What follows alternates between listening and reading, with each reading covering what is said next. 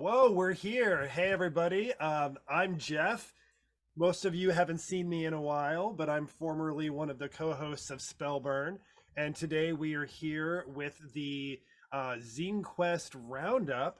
We're going to be chatting about some upcoming, or in some cases, already finished uh, uh, DCC and MCC ZineQuest Zine Kickstarters. So first off, I'd like to introduce Tim Satley, who is making Hi, everyone. juice. Tim, tell us a little bit about yourself. Sure. I'm a business professional, a college adjunct professor, part-time, and since I've been gaming for a long time, I just started publishing some of the stuff that I've written.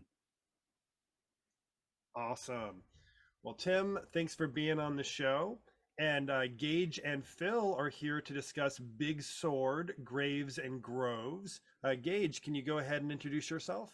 Hi, I'm a full-time machine operator, but most of the time that I'm not working, I like playing RPGs. I like writing stuff for RPGs. A lot of it is not great, but if I spend a lot of time working on it, it gets at least hopefully workable, you know. It's what we can only hope. And, you know, I'm excited to finally actually be publishing something. Perfect. And Phil? Uh, I just I like playing DCC and I really enjoy writing stuff for it. So that's why I wanted to make this zine. Sweet. And here to discuss the Corvaxian Codex is Jeremy Schumann. Jeremy, can you introduce yourself? Hey everybody, my name is Jeremy. I've been gaming for decades. I'm not sure how long. Actually got into DCC just the end of last year. Was looking for something new and found Goodman Games and stayed. I work full time at a sushi and hibachi restaurant as a sushi chef primarily, although occasionally I end up on the grill when it's needed. And I've been writing content forever, but never really thought about publishing it until more recently.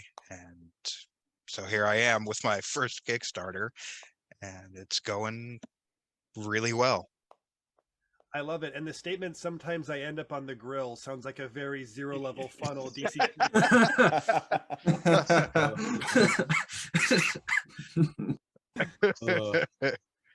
Next writing project, go. And next up, we've got Thomas Swio here to discuss his already completed Kickstarter for the Ashmore Herald. Thomas, can you go ahead and introduce yourself? Yeah, hi. My name's Tom. I've been playing role-playing games for decades as well. By day, I'm a software trainer, and I bake on the side when I'm when I'm not playing role-playing games. And so this, I just, like Jeremy, just got into DCC late last year, beginning of this year. And I've kind of dove into the deep end with all of this. And so like I'm really excited that I've written something and I put it out in the world. Like it's something that I haven't done in a while, and it feels good to do it again. I love that this game is 10 years old and we're still like finding all of these new people who are just discovering the game, who are also getting really excited about it and writing zines for it. I think that's one of the things that's really amazing about DCC and the DCC community in general. And we also have with us today Mike Moore from Chthonic Crawl. Mike, can you introduce yourself? Yeah, my name's Mike. I wrote Chthonic Crawl, and I'm also new to DCC. Well, I played it for a little bit, so maybe about a year ago, and just started running my own campaign. And also, I get in real life. I work I'm in social services, so I work with the deafblind as an intervener. Oh, and I also run the YouTube channel Alignment Unknown, which is really neglected right now because I've been putting all of my energy into the zine. So nice. And last but certainly not least is Joshua L.H. Burnett, who's here to chat about Crepuscular issue number 2. Hey, Josh. Hey there. Yeah, I'm Josh Burnett. I'm Bernie the Flump on all the things. I've been gaming for about 35 years. I've been writing and publishing small press and third-party role-playing stuff for 15-ish years. And I just really fell in love with the DCC community and how supportive and creative they all are. And so, yeah, a lot of my stuff now focuses on DCC because it's awesome. Yeah, I love it. Cool. So we're going to go ahead and start putting some of these zines in the spotlight like we've been promising. So let's go ahead and start with Tim's Get Me the Juice. So Tim, you're in the spotlight. Go ahead and tell us a bit about this project. So I believe we have the cover shot of it right now. This is the second adventure that I've published for MCC on a third-party basis. This one is specifically a first level Mutant Crawl Classic adventure. I guess when I think about it, my approach to writing these things is three things. Number one, I want to make it easy for the judge. So, make it easy for them to run, everything's play tested, all the components they need are there. The second thing is I want to make it fun for them to fit into this genre and make it flexible. So I put in a ton of different things for it. Give you a few examples. There's as a first level adventure, it's designed to introduce new PCs and players to the cool stuff with Mutant Crawl Classics. Things like they're new players. They don't know exactly what a lot of this stuff is. So the explanations about metal and robots are all a little more mystical than they would be for a seeker who's been around and ventured more. It introduces the players to Radburn, all the cool stuff with MCC, Radburn, artificial intelligence interfaces, which allow you to do role playing as if it were an NPC. It allows mutation checks, artifact checks, all of these different the different things that go along with that. So I also I believe I have a second picture in there that's actually one of the interior pictures of a potential encounter, and it's I don't know if you could throw that one up there, Alana, I'd appreciate it. And that one, it's essentially I wrote this module so that it could be a one shot or that you can easily flip it into part of your campaign. So there's there's 11 separate locations where you can do hooks into a current campaign or add, or future things that you want to hook into. I've set it in a repopulation table so that if they can come back to it a second time. But once again, everything about this I've kind of geared towards the judge to make it fun and easy for them to run an adventure module. I love MCC. I love the genres that surrounds it.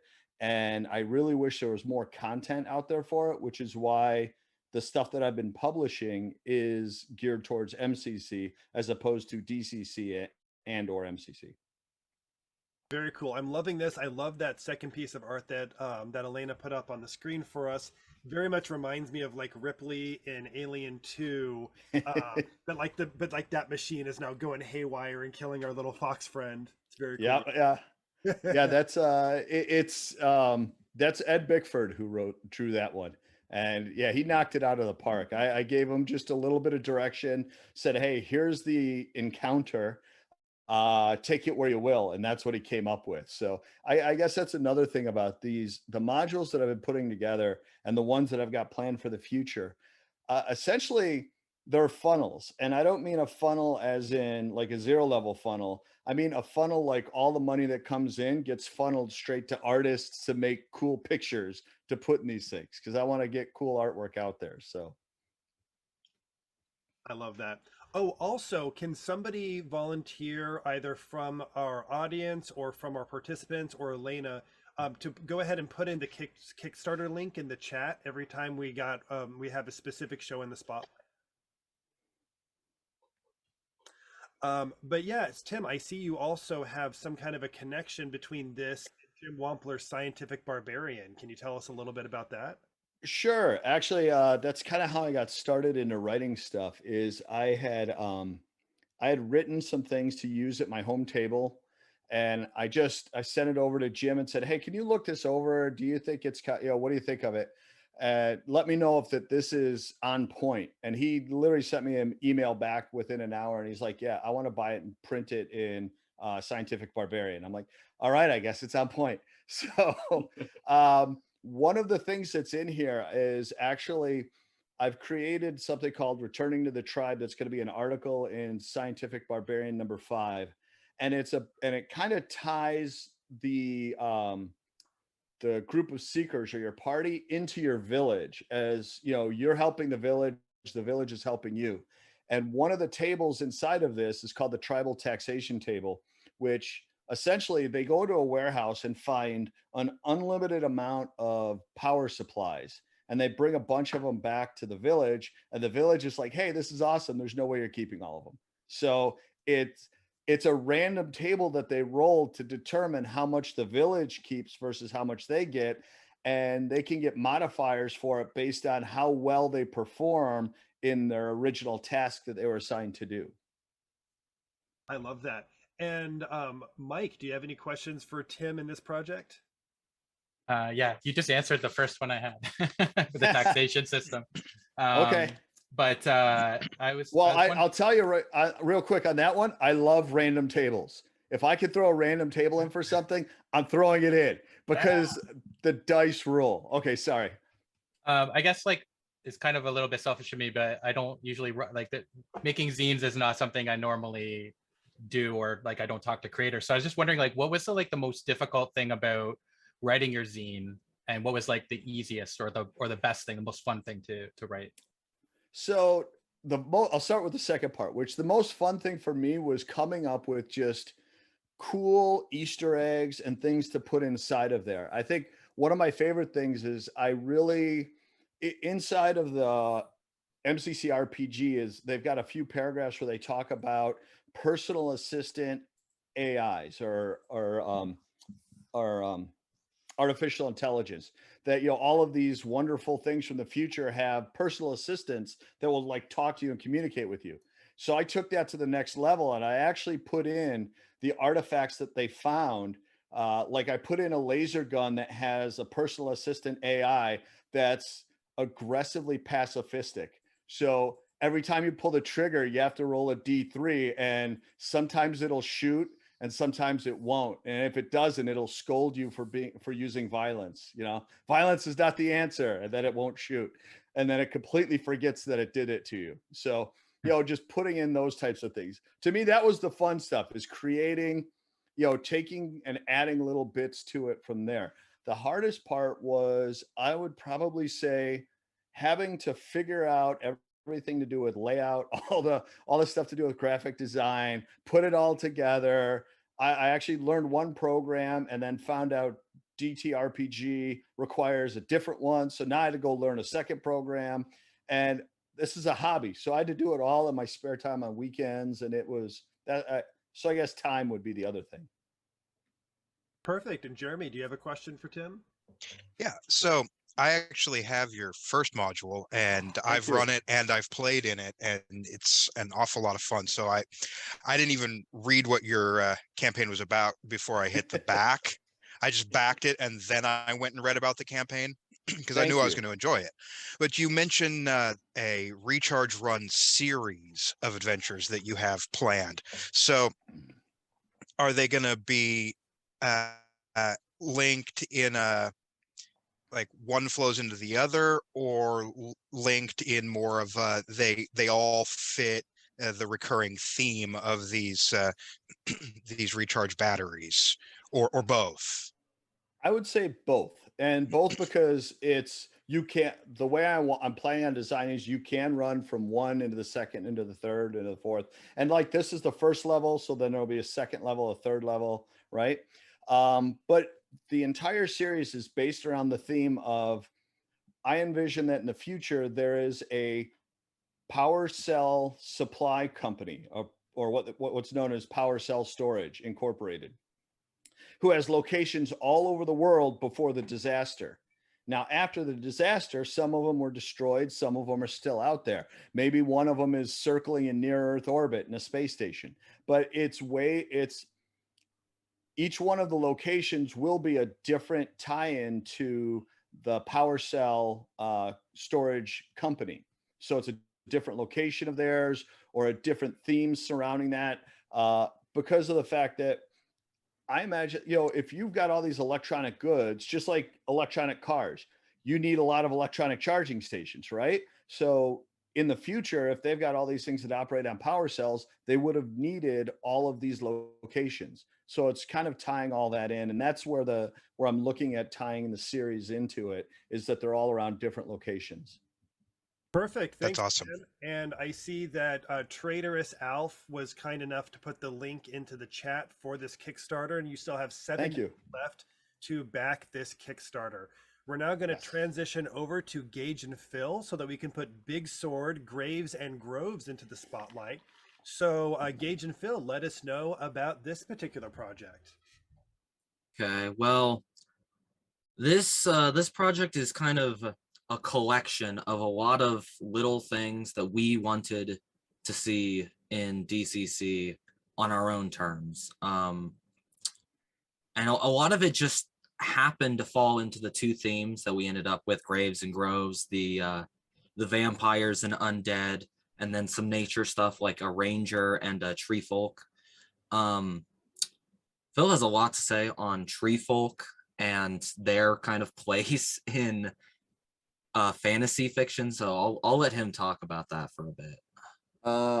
Yeah, well, another thing is we really wanted to cram a lot in, and so far we're looking at about 30 pages, and it's I'm doing all the layout, so I can tell you I'm making it as dense as possible. Pretty much like everything I'm making is just to make it as dense as possible, because there are a lot of zines out there that have like a lot of white space, which has its place, but I just really like when you can just dig into there's a ton of stuff in a little package. But tree folk I could talk about, because that is one thing that I felt was missing from DCC, because the 4 human classes, of course, thief, warrior, wizard, and cleric, and they each the game comes close to each having an analog in a racial class. Like wizard, of course, has elf, but there's no analog whatsoever for cleric,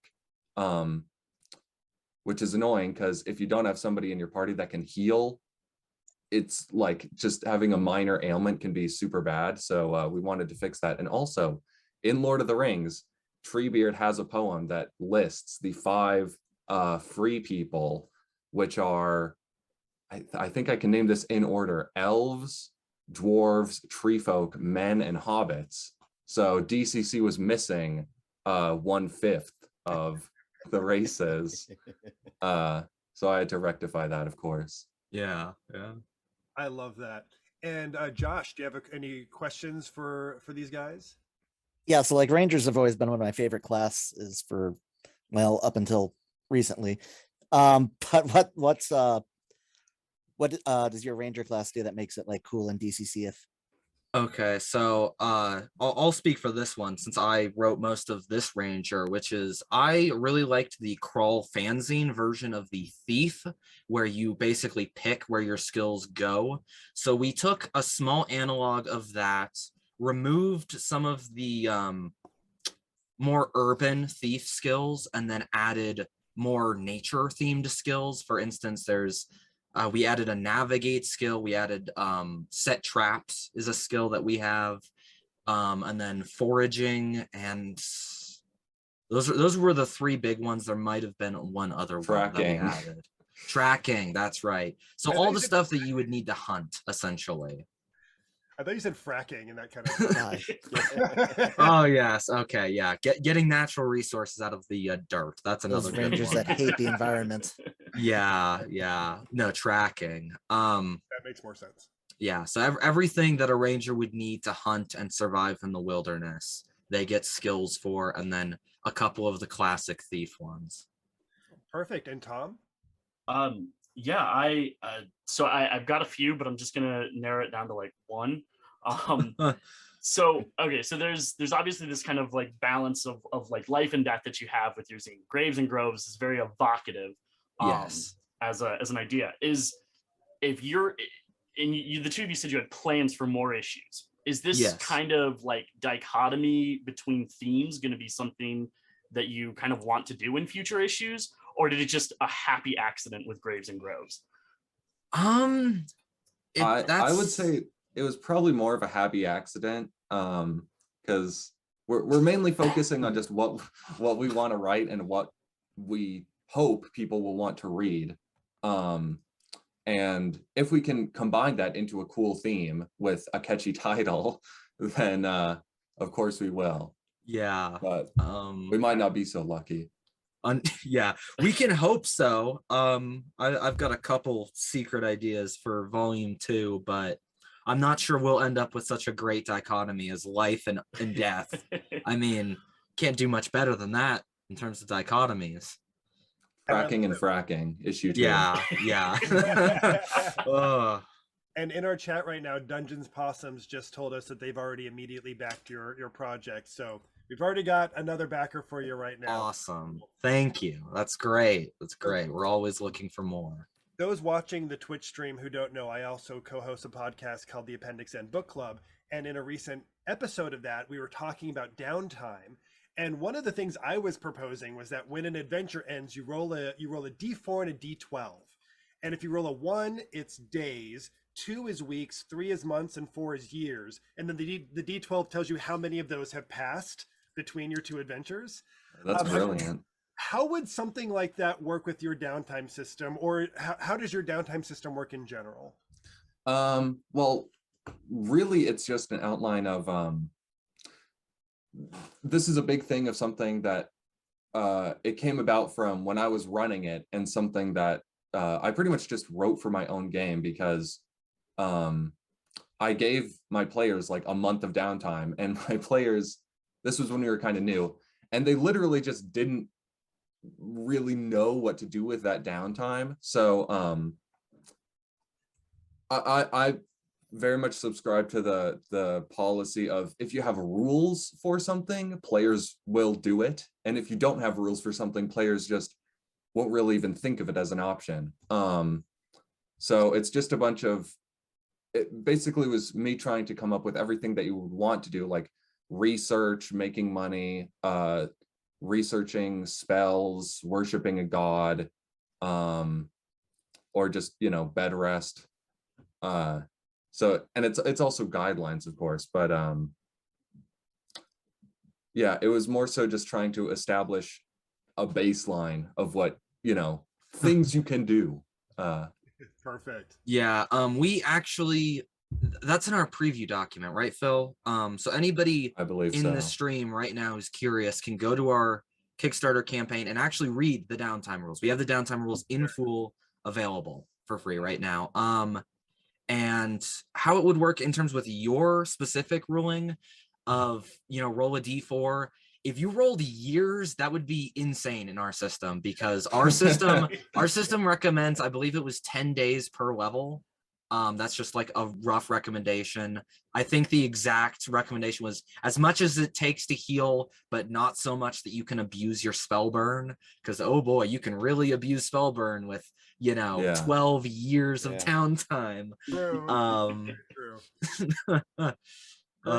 Well, thank you guys for your time in the spotlight. This zine looks really cool, and we're gonna head on over now to Corvaxian Codex. So Jeremy, the spotlight is on you, and you're muted. You're muted. Thank you. I completely forgot I'd done that. Okay. So Corvaxian Codex. The Korvaxion is a shape-shifting race that I thought of actually while I was watching the Maleficent movies with my wife and kids, and they were really liking the character of Diaval, and thought he was so much cooler in the movies than in the cartoon. And I made the offhand comment that this would be really cool to have in a game. So I jotted a couple of notes down so I wouldn't forget about it, put the notes away, and promptly forgot about it until a few months ago. I was reminded of it again and started looking through the book and fleshing out my notes, and then I started writing and wrote like half of it in a sitting. And essentially the Corvaxian, similar to the elves, are a Fey related race. They're not fairies, but they do trace their ancestry to Elfland, and due to their somewhat trickster nature, they played a prank a long time ago on the King of Elfland, and he didn't find it very amusing. So he exiled them from his presence and cast them out of Elfland, and they've been living in the world that you adventure in, whatever your world happens to be, since then. I drew a little bit on because there's a wealth of Raven-centric traditions in our world. The Norse have traditions surrounding the Raven, the Celts, the Spanish, Native Americans. They're all over the place. So there's a lot to pull from, and I didn't want it to be purely oh well, this is obviously from sort of thing. So blended a few aspects together, used the model that Joseph gives us in the core book on how to structure a race or class to make sure that I didn't get off on a tangent or other things that I have a tendency to do. And then to give them some kind of grounding in your gaming world, I started thinking about where I might put them, and I really enjoy the Forlorn North stuff that's in Frozen in Time. But I didn't want to say Forlorn North just in case you wanted to do things different with your own game, so I called it the Frozen North. In your game, it could be the Forlorn North, it could be something completely different, they could be different worlds, but I envisioned for my games tying them into the great material that's in that module and in the Advent holiday module, a few others, kind of bring it all together for that. And I ended up with a brand new race that has some magical ability.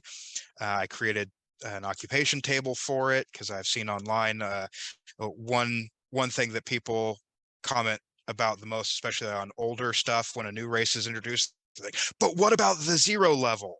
Where's the occupations? Where's the details for that? So I made sure to include that.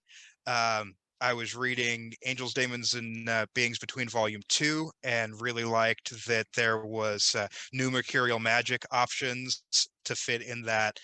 If you roll between was it 41 and 60, where you get no changes, in that book, there's new options for elves. So I created new options for Korvaxion if you roll on that. I also wanted to draw a little bit from my initial inspiration and have the multiple forms, but I thought that was a little bit much for a base race. So the more advanced forms are custom spells that I wrote that Corvaxion will automatically get when they hit certain levels.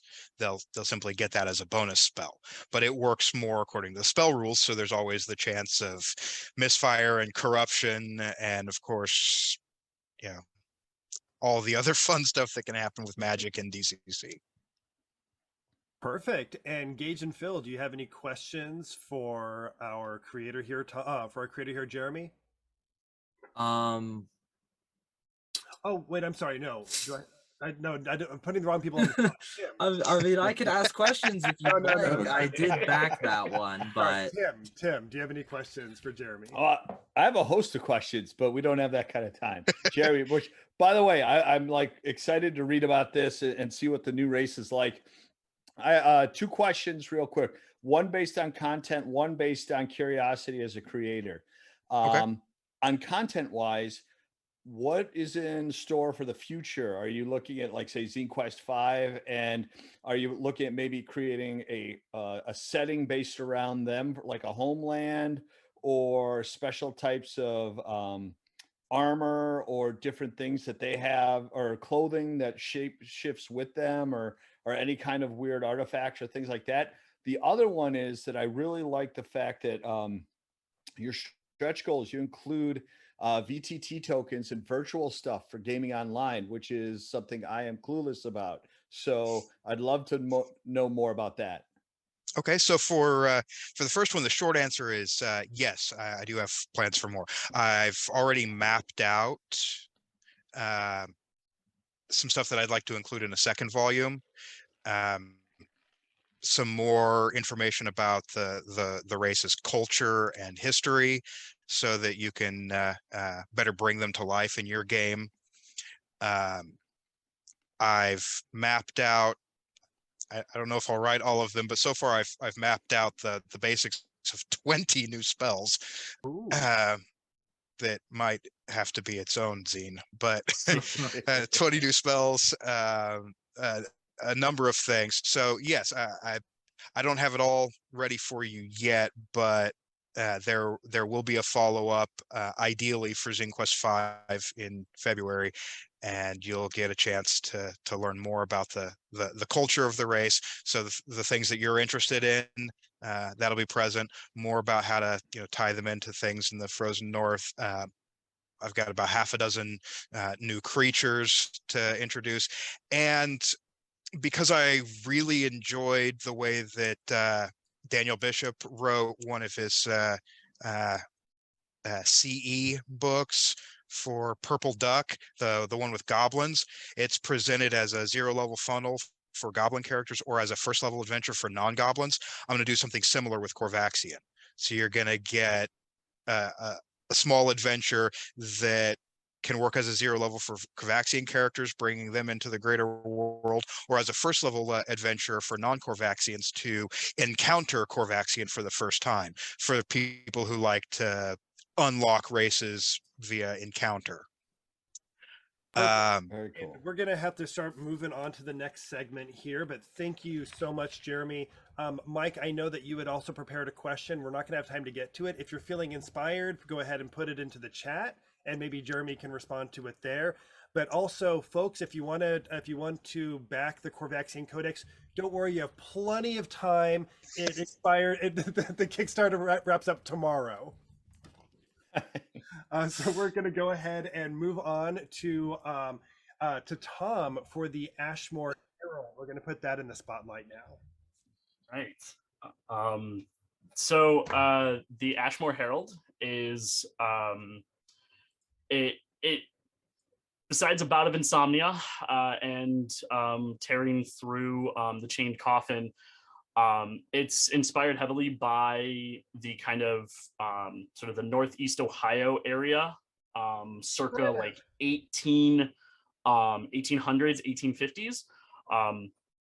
Between that time period, just because that's like I was born in Cleveland, grew up in Cleveland, still live in the area, and so it's just kind of a way to sort of merge the history of the place, place that I grew up in, as well as kind of being inspired by the summer camp that I worked at when I was a teenager. So that's how it all got started. So there's a lot of like references throughout the zine to, they're just little personal like in jokes for me, but I tried to kind of flavor them for the zine. Inside of my zine is a dungeon that actually is going through some rewrites after I ran some players through it last night. They're like, hey, this could be a little bit more DCC-ish, which is great feedback because that's what I'm aiming for. But it's got a 2-level dungeon with technically a way that judges can add on. It's got a couple of custom monsters, one of which has sort of become my like unofficial mascot, which is now where I'm realizing I should have given Elena some art. But It's a rat, like a giant rat made out of vines and wood and twigs. And one of the cool things that we did with the Kickstarter is we reached a stretch goal where we're actually going to get a 3D sculptor to make 3D models of it, so that people with 3D printers can print one out, or if you want physical minis, those will be available too. So it was a real personal project for me at the beginning, and it's kind of grown from there. Unfortunately, you can't back my Kickstarter because it ended last night. But if folks still want to find a way to support it, what can they do? I got to figure out a public option for it. But what we're going to do is during fulfillment, we're actually going through a friend and business partner's Etsy store, where backers will just get a coupon that just makes their pledge free for them. They will have an option to add on from there, as well as people who are maybe just hearing about it now will be able to back it. And I'm also, after fulfillment ends, they'll be able to get it through Goodman Games or through my itch.io page. Very cool. And Gage and Phil, do you have any questions for Tom? I would say you mentioned Bloodborne as inspiration. We don't really see much of that on the Kickstarter page, so I was just wondering what you pulled from specifically from there. So this is something that's not in volume 1 of the zine. Okay. And it's not like I'm holding content back. Bloodborne is what got me thinking of Ashmore as a setting. Originally, when I was it was originally a 5e game, but it didn't really fit the vibe. I created a giant mega dungeon of a city called Ashmore, which was legally distinct Bloodborne. Okay. I'm excited to see this city. This is the kind of thing that I wanted to know about. So my friends and I created like the inner workings and kind of the history of that city through playing a really awesome game called The Quiet Year. And we mapped out just kind of broad strokes of it. And then what it will do, actually, the map that's in the zine has a section of the hex map called Ashmore, which is the old, deadly, dilapidated ruins of the city. And then it's being used in my home game as a stand-in for Lankmar, but there's a city of New Ashmore, which is where people still live. So judges can take the map and start running adventures there, but it is eventually my goal to have the Bloodborne inspired section of Ashmore fully populated. Okay, that's exciting. And Phil, did you have a separate question, or should I go ahead and move on to Josh now? Yeah, I have a shorter one. What's the deal with the recipe? All right, so I like to cook a lot, and I have mountains of cookbooks. And there's the 5e cookbook.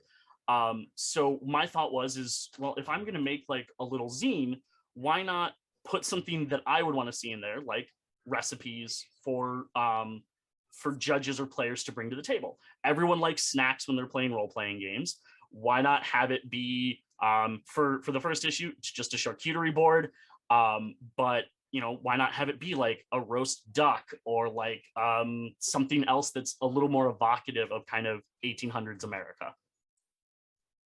Very cool. I love it. And Josh? Yeah, so I'm a Toledo boy, but I grew up in the Firelands area of Ohio, right around Sandusky and the North Coast. But so what can you tell us about the Western Reserve setting, about what makes that part of the historical Midwest special? What's it like? So this is where my penchant for being bad at history is going to come in. But so there's a lot of religious traditions throughout the area. We do have, not so much as Pennsylvania, but we have a lot of Quakers. We down about an hour south or so of Cleveland is heavy Amish country. So even if like there's not a whole lot of that in this first issue,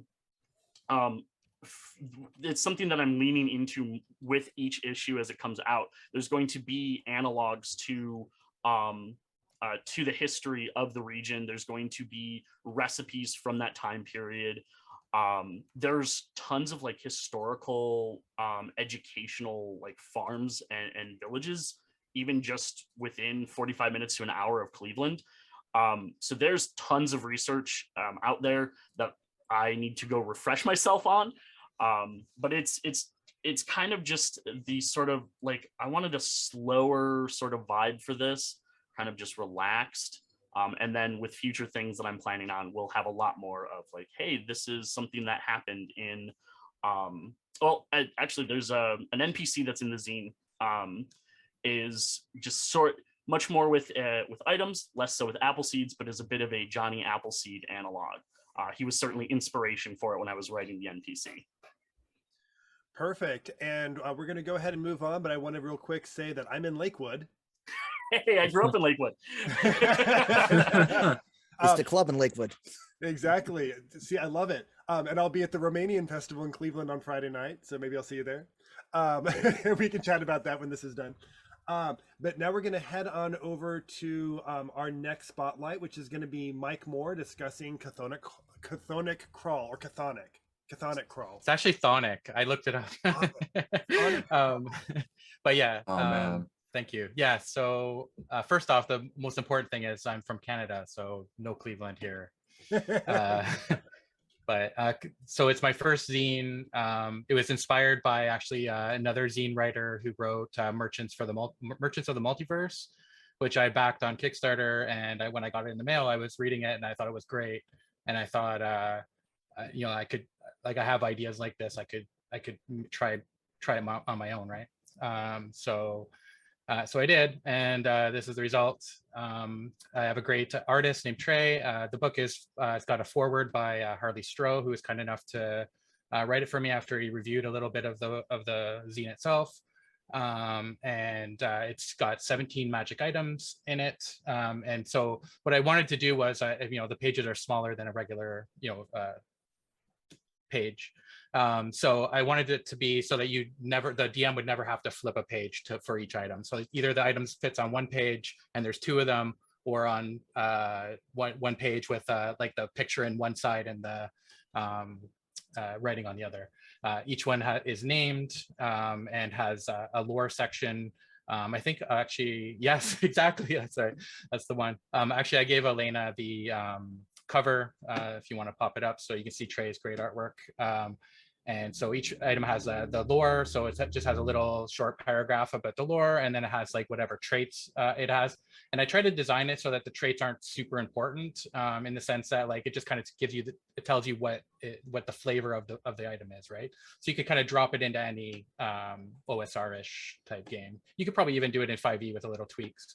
And then the last part is a plot hook. So each one has at least one plot hook that you can use to like introduce the weapon, or if a character has it, what could happen, that kind of thing. Elena, I also gave you another picture that shows a club. So that's one example of one of the items is called Fentharros Giant's Bane. And basically it's made out of the thigh bone of a chieftain, giant chieftain, and it has giant toenails in the top of the club itself. So it not only does more damage to giants, but it also causes rot, which is kind of pretty powerful. But at the same time, with the critical rolls in DCC or critical fails, you could hit yourself and rot yourself, right? Which is, and also, like, I guess another main theme of the book is like most of the items have like an upside and a downside, so there's kind of balances it out. But that's also how I design magic items, because I like fun things, weird things to happen. So that's basically my zine. I love it. So Sleepy Fingers in the chat, who I think might be Stefan Surat, said he's hooked on Thonix. Yeah, I was pronouncing it Chthonic as well until I looked it up. Actually, my wife came up with the name because I said I wanted something that had crawl in it so it could tell people what it was about, but I didn't want it to be the same, obviously. And so like Chthonic, which means like basically going underground, is perfect because that's what you do in Dungeon Crawl Classic. So amazing. Jeremy, do you have a question? You're muted again. Yeah. Oh, there you go. Yeah. So my first question you already answered in your promo, but I know that you've said several times that you have plans to turn this into a series, each one with its own theme. I'm just curious, are we talking every few months, twice a year, once a decade? Because I've got some zines back here in my collection that, they say, first issue, expect the next one such and such year, and that year passed like 4 years ago. So what's your plans? So my plan right now is I'm going to hit the next ZineQuest, which is in February, I believe. And I've already talked to my editor and the artists and of course myself. And we've all agreed that we loved doing this one and we want to do it again. So that's probably when the second issue will come out. I've already started to plan the second one. So it's going to probably not set in stone because I could change it. But right now it's I have 10 ideas for shopkeepers, each one that sell different items. A D100 rollable table for like inventory in shops, and also a small adventure that I'd like to kind of tack in at the end. I've also talked to a dice company who is probably going to make D20s that are specific for that zine theme. So it'll probably be like gold dice or something like that, or just a D20. I think it's probably just going to be a D20 for the first one. But yeah, that you'll definitely get another one because I've loved doing this. It was fantastic and so much fun. I do a lot of driving, so I was like drive to work and I would just think of items I'd pull over on the side of the road and put it in my notebook in my phone. It was pretty cool. And then I would tell the artist would get like super excited because they want to draw it, right? So yeah, it's definitely it's a great project. I have great people that help me with it. It wasn't obviously just me. Trey's a huge part of it, but also like you need a good editor or it's you stuck with all my typos and stuff. I love it. Tim. Yeah, a couple first of all, I love the artwork. I love the picture with the club when he showed it where the guy's head has just disappeared and it's just gotten crushed. And that is so awesome. Yeah. But let me ask you this. Why are you coming out of the box? Why magic items as opposed to something else first? But then the second thing is I noticed that you have some pretty complex names for some of the for some of the magic items, for the artifacts. Yeah. What's the inspiration behind the names associated with those? Well, all kinds. Sometimes I just made up the name. Sometimes, so like one of the items, Moradin, is in the book, and it's basically a dwarvish hammer. And it comes actually from my game. Like I made it in my game and then I added it. And actually the backstory, the lore in it includes the player who I consulted beforehand. Grom was the name of the PC in the game, and Grom got that hammer. And so like the lore kind of tells what happened in that game. So that was some of it. Yeah, so there's that. And what was the other part of the question? I'm sorry, I forgot it. Oh, I just asked why magic items. Why magic magic come out of the backs first. Yeah. First thing is, I think it's just because I love thinking about them. Like I love like coming up with good things that happen and bad things that happen, and like how like that would impact the game. I don't really like, I don't like +1 weapons in games or whatever. I like when they're named and they have a lore or history that I can learn about. Also, actually, one other thing about the zine is like all of the art that's in the zine will be PNG files that you can use like in your tabletop if you're doing it online kind of thing, or like if you want to print it out and give it to your players as a handout. So yeah, it's like, the Giant Club one is pretty awesome. There's also like in the Kickstarter, there's the Coat of Maggots, which is in there. But yeah, it's definitely I love seeing the art from Trey, and then coming up with those ideas, and Trey's great at that kind of stuff. So some of the items will just be the item, and then sometimes it'll have like it was in the Giant Club where there'll be like extra things going on and stuff. So amazing. And now we're going to go ahead and shift the spotlight to our final creator for this particular event. We're going to be chatting with Josh Burnett about Crepuscular issue number 2, Triumph Over the Grave. Josh, take the stage. All right, so this is the second issue of my comic-sized DCC fanzine Crepuscular. The first one was Sanctum the Snail, which seemed to go over well. I did that one without Kickstarter because I didn't know how to use Kickstarter at the time. And then, yeah, I've done some other Kickstarters, and now I'm doing the second issue of this finally 4 years later, going back to the previous statement about perpetually delayed second issues. I wanted to do it earlier, but my original idea for Crepuscular 2, I started writing it and I didn't like it, so I scrapped it and started from the beginning. And then I got distracted by doing Leopard Women and some other DCC projects, but now it's Crepuscular all day, every day. And the main adventure in it revolves around you start off, the PCs all start off dead in a kind of a not great afterlife inspired by the works of like Mick Farron and Grant Morrison. So it's kind of dreamlike and psychedelic.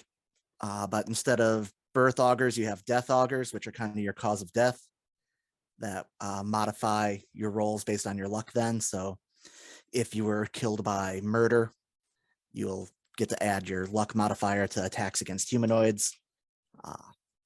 If you died by fire, you'll have bonuses to certain saves, that kind of thing. But once the players orient themselves, they will find themselves in a small hex crawl, which I'm not aware of many 0 level adventures that involve a hex crawl, but it's they'll fight and scheme their way across this desolate afterlife, Death World 37, which has a real name, but no one uses it anymore because no one cares. It's the afterworld for the unimportant dead, like 0 levels.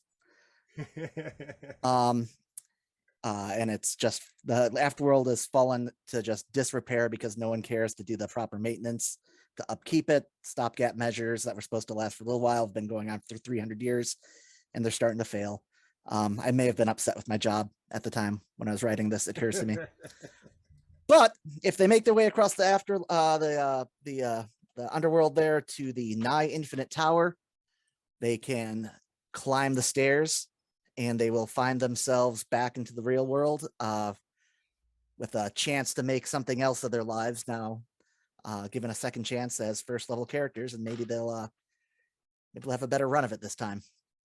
And that's what the adventure all is around. Then the second half of the book is setting and gameable information and bits and bobs, a lot of it revolving around the undead, and then also around Zoth Magul, which is a city that kind of appears in the background of Crepuscular 1, and then also is mentioned a couple times in Them's Monsters, which was my Kickstarter project from a couple years ago. And it started off as just like a Lonkmar XP, like most fantasy cities, and it's just kind of grown in just this kind of terrible utilitarian nightmare place where the thought was like, what if neutrality was just as bad as law or chaos? So it's the best worst place in the world. And it's been fun writing it with some my snarky disdain for establishments working its way into the text. I love it. You're so Gen X. It's very Gen X. It's a whole city of meh, whatever. So Tom, do you have any questions for Josh? Yeah. So first question is, so most zines are that kind of standard digest size. Mm-hmm. Why comic book size? I think it's a really cool choice, and I'm just like, I want to know why. It's a really basic and honest answer, but when I did Crepuscular 1, the zine stuff was just starting to kick off, and I did not know where to print them at that size, but I did know of a comic book printing company up near Ann Arbor that did print comic sized, but didn't print this digest size, so that's what I went with. I like it. I think that's a really cool choice. And like, we have so many different zine creators here today, and yours just physical size, it like kind of sets you apart from us. Kind of a happy accident, but yeah, it came from me not knowing how else to do it. So. Yours is the best out of all of ours, thanks to that. Yeah, bigger is better, as they say. So Phil, do you have any questions for Josh? Yeah, On your Kickstarter page, there's the Rockahel class and the Moribund class, but it doesn't really. The Rockahel is explained a little bit, but it doesn't go into anything on the Moribund. What's the deal with that one?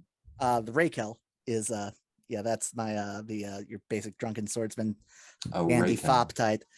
The Moribund is an undead class. It's good for if your 0 level dies, you now have an option to play with to stat up a 0 level character that you really like but is dead, or maybe you just start off dead.